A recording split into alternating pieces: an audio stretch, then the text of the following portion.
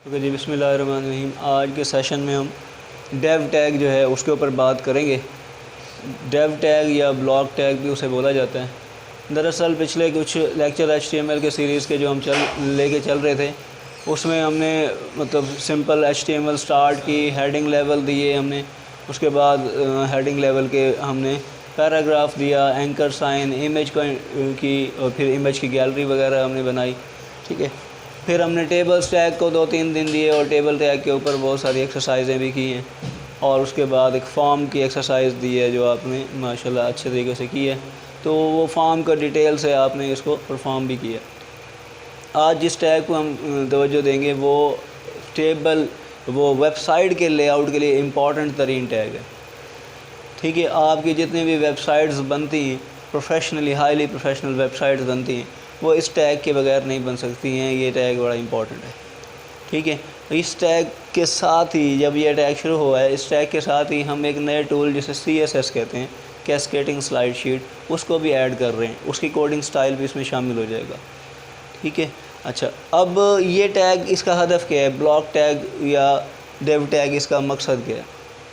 जैसा कि मैंने कहा कि हमारी वेबसाइट का लेआउट डिज़ाइन करना है।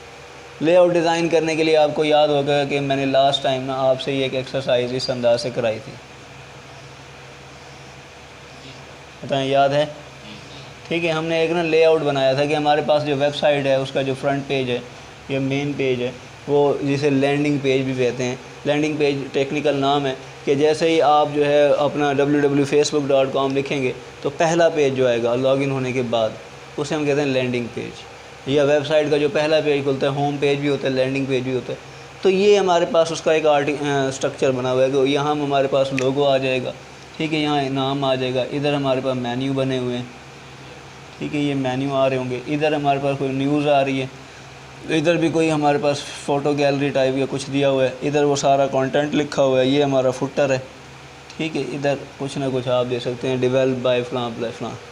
अब ये आपने देखा है कि ये एक टेबल थी जिसको हमने ड्रॉ किया था, इतने रो इतने कॉलम, और फिर कॉल स्पैम रो स्पैम का इस्तेमाल जहाँ जहाँ हमें मिला वो हमने किया। बताएं, ऐसे ही किया था। ठीक है, अब ये कोडिंग थोड़ी सी कॉम्प्लेक्स सी थी, हमें ख्याल रखना पड़ रहा था कि कितने रो कितने कॉलम, और फिर जाकर हाइट और विड्थ मेंटेन करनी पड़ रही थी, और एक अच्छा खासा कोडिंग बन जाती, बर्डनाइज हो जाती थी। ठीक है, इसको कम करने के लिए, और दूसरी बात ये है कि अगर मैं इसे मज़ीद कस्टमाइज़ करूं तो मुझे मज़ीद इसके लिए, अगर फॉर एग्ज़ाम्पल एक डब्बा भी डालना ना, एक डब्बा, ये एक डब्बा डालना है, तो इसकी कोडिंग क्या है? ये अगर एक डब्बा मैं डालूँ टेबल में, तो ये कितने रो कितने कॉलम है? इसकी कोडिंग क्या बनेगी बताएं? मैं लिखूँगा टेबल, ठीक है, और टेबल करूँगा क्लोज़, कितने रो कितने कॉलम है? हाँ, क्या लिखूँगा? TR, और TR क्लोज़ करूँगा, और TD क्लोज़ करूँगा। ऐसे है, ये वाला जो TD है ये मुझे रिप्रेजेंट करेगा इस डब्बे को। ठीक है, और इसके लिए खाली इस डब्बे के लिए मुझे क्या करना पड़ रहा है? ये यहाँ से यहाँ तक का कोड करना पड़ रहा है। ठीक है, अब ये सारा कोड मुझे करना है, बॉर्डर भी लगाना है, और फिर ये आगे ये होगा।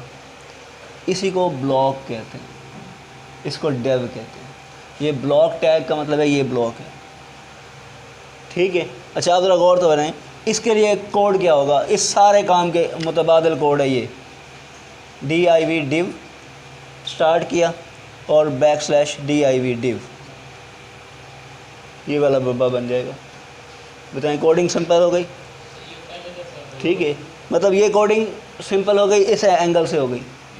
ठीक है, जो कोडिंग हमें इधर करनी पड़ी थी, और ये मोर कस्टमाइज है एज़ कम्पेयर टू दिस।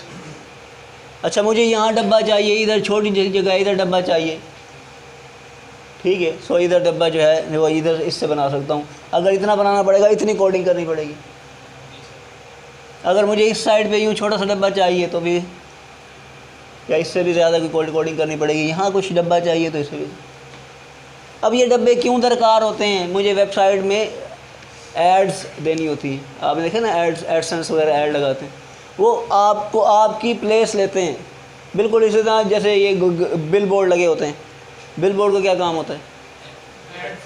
ठीक है, वो कंपनियों के लिए जगह देते हैं जी, आप अपना महीने के लिए, हफ्ते के लिए यहाँ अपना कपड़ा जो है वो शीट जो है वो लगाएं, जो आपने मतलब पब्लिसिटी करनी है। कॉलेजेस में एडमिशन की करनी है तो वो एडमिशन की लगा देंगे, ठीक है। तो इस तरह से वो उनसे चार्ज करते हैं। अब ये समझ ले वो एक वेबसाइट की प्लेस है और उसमें उन्होंने एक छोटा सा डब्बा बना के रख दिया हुआ है कि यहाँ आप आकर अपनी ऐड लगाएं और उसका वो हम चार्ज करेंगे आपसे। ये मामला यहाँ हम डील करेंगे। हमारी वेबसाइट जब ट्रैफिक में हाईली रैंक्ड होगी, लोग हमारी वेबसाइट पर आएंगे डेटा कलेक्ट करने के लिए, तो वो कुछ और भी आएंगे जो कहेंगे अपनी वेबसाइट पर मेरी वेबसाइट का लिंक दे दो ताकि आपकी वेबसाइट से मेरी वेबसाइट पे लोग पहुंच जाएं, जिसे बैक लिंकिंग कहा जाता है एसईओ की टर्म में, ठीक है। तो वो आपका रेफरल हो जाएगा, इससे आप पे कर सकते हैं। अमेज़ॉन वगैरह इसी तरह कमा रहे हैं कि आप अमेज़ॉन की प्रोडक्ट अपनी वेबसाइट पे प्लेस कर देते हैं और लिंक दे देते हैं, आपकी वेबसाइट से अमेज़ॉन की वेबसाइट पे जाएगा, उससे आपको पैसे मिलेंगे। और समझ आ गई? तो इस तरह से करके ये सिलसिलेकार होता है। तो अब मुझे जब वेबसाइट बनानी है तो पहले उसका लेआउट डिज़ाइन करना है। अब ज़रा देखें, गौर करें, ये जो लेआउट बनाया हुआ है और ये जो लेआउट बनाया हुआ है ये टेबल की मदद से बनाया था और ये इसकी कोडिंग थी और ये डेव टैग है। अब इसको मज़ीद इस अंदाज से कैसे लें, ये मैं मिटा रहा हूँ, कि इस अंदाज से हम इसको कैसे लें कि जो हम डेव टैग कैसे मेंटेन करेंगे। अब ये देखें, ये वाला जो आर्किटेक्चर है डेव टैग से कैसे बनेगा बताएं। ये वाला जो आर्किटेक्चर है इसको गौर से देखें, क्या ये इस तरह से है?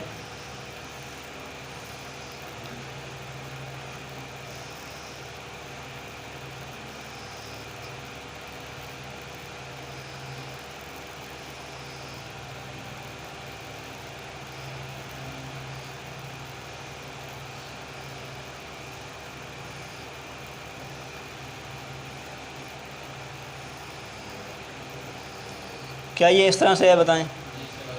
ऐसे हैं? बताएं ये कितने डब्बे हो गए? इधर कितने रोज एंड कॉलम से इस शेप में? ठीक है।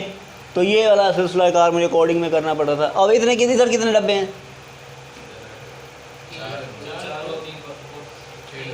अब आपने बॉक्स देखने हैं, ब्लॉक देखने हैं, कितने ब्लॉक हैं? क्योंकि ब्लॉक के एस्पेक्ट्स में हम कर रहे हैं, तो इसके कितने ब्लॉक हैं? पहला आउटर ब्लॉक है ये वाला, ठीक है। फिर ये ब्लॉक है हमारे पास, फिर ये ब्लॉक है हमारे पास, ठीक है। फिर ये लेफ़्ट ब्लॉक है, फिर ये सेंटर ब्लॉक है, फिर ये राइट ब्लॉक है, फिर ये फुटर ब्लॉक है,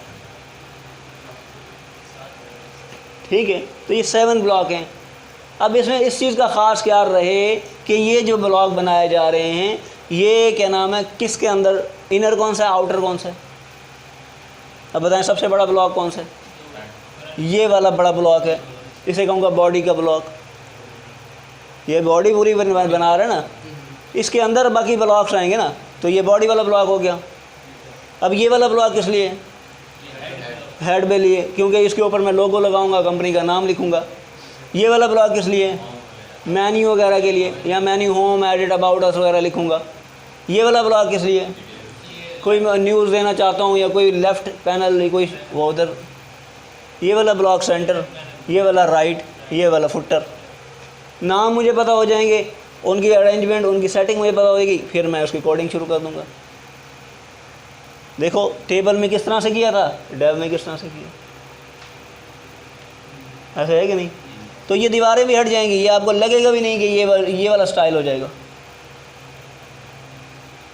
लेकिन डेव के साथ करेंगे इसको। और सारी ऑलमोस्ट सारी वेबसाइट इस तरह से डेव टैग से बन रही होती है, इसी स्टाइल से बन रही होती है, इसी अंदाज से बन रही है। जी हाँ, करके दिखाता हूँ। बात समझ आ गई है? ये समझ आ गया डेव का, कि डेव किस तरह से काम कर रहा होता है। अब जरा कोड देखते हैं कि कोडिंग कैसे करेंगे इसकी। अब पहला देखें कोड क्या है।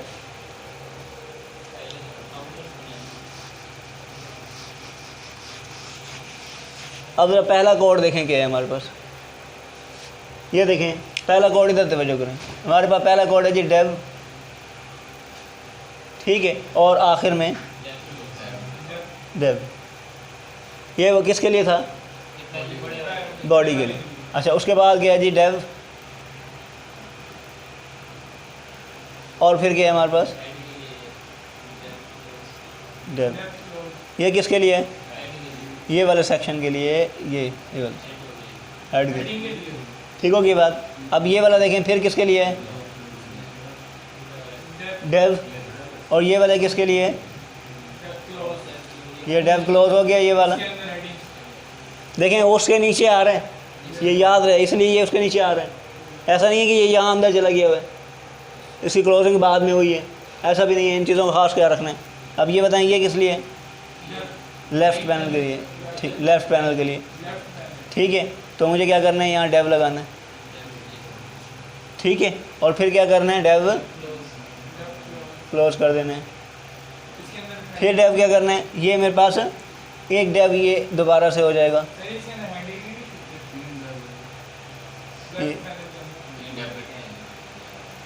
हेडिंग मैं बताता हूँ।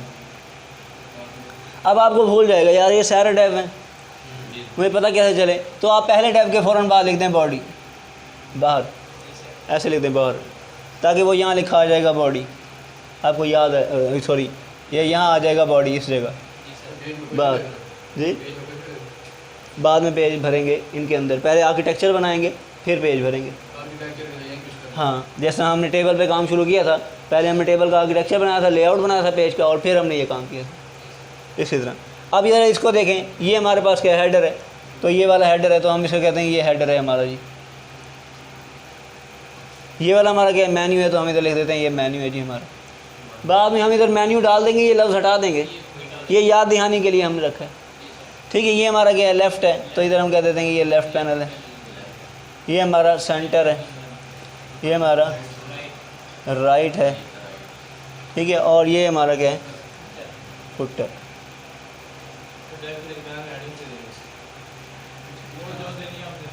जो भी दे दें आप, जो भी डेटा लिखेंगे वो लिखें। हमने ये स्ट्रक्चर बना दिया, यानी ये टेबल, रोज एंड कॉलम नहीं, ये सारी चीज़। हाँ, अब ये बताएं कि ये मामला इस तरह कैसे हल हो कि सारे डेप्थ तो आपने लिख दिए, साइज़ कैसे मेंटेन हो, कोई कैसे जा रहा है, कोई किस तरह से है, किसकी हाइट बड़ी है, किसकी विड्थ बड़ी है, वो कैसे बढ़ो। तो वो हम इधर आकर और कोडिंग करेंगे हाइट विड्थ की, यहाँ आकर और कोडिंग करेंगे, उस हिसाब से मेंटेन होगा, उस हिसाब से सेट होगा, ठीक है। नहीं, वो यहाँ नहीं होता है।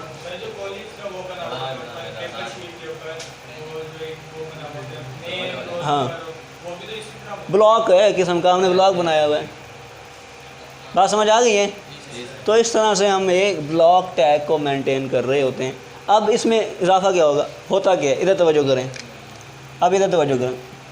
ये मैंने यहाँ एक डब्बा बनाया, ये मैंने एक डब्बा बनाया, ठीक है। इधर देखें, ये एक डब्बा बनाया ना, ये क्या बन गया हमारा, एक ब्लॉक बन गया।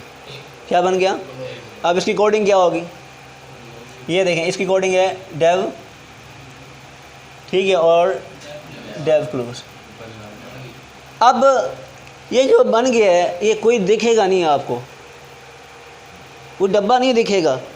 फिर क्या करूँ जो डब्बा दिखे, ठीक है, मैं कुछ ऐसे बॉर्डर वगैरह की प्रॉपर्टी दूंगा ताकि वो बॉर्डर लगे दिखे, ठीक है। तो फिर मैं अगर बॉर्डर नहीं देता, फॉर एग्ज़ाम्पल मैं इसकी निशानदेही के लिए कलर चेंज कर देता हूँ, कलर भर देता हूँ, ये रेड कलर कर देता हूँ, सारा रेड कर देता हूँ, तो ये पता चल जाएगा डब्बा रेड, ऐसे है कि नहीं। तो ये मैं देखें कैसे करूँगा, इधर डेव टैग और उसके शुरू में यहाँ लिखूँगा स्टाइल, क्या लिखूँगा, स्टाइल, ठीक है। Style equals to double quotation,